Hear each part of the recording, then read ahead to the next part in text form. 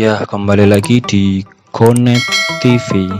Ya, kali ini kita akan belajar bersama-sama bagaimana cara mengirim Excel atau kita mengirim email data kita ini kita kirim melalui Excel langsung ya. Klik menu yang pojok ini, Custom Quicks, kemudian kita pilih More Command.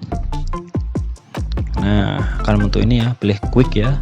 Kemudian kita pilih yang All Command ya, kemudian kita drag ke bawah pakai kursor yang ini, kita ke bawah, kita klik yang email, klik sekali saja, kita add.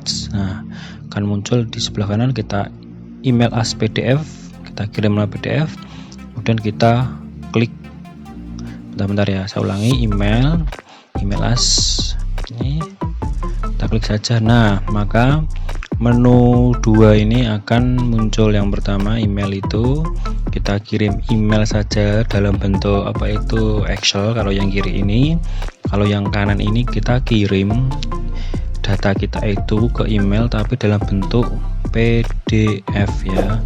Jadi ada dua pilihan, nanti kita sambungkan dulu ke internet kemudian pilih salah satu. Oke.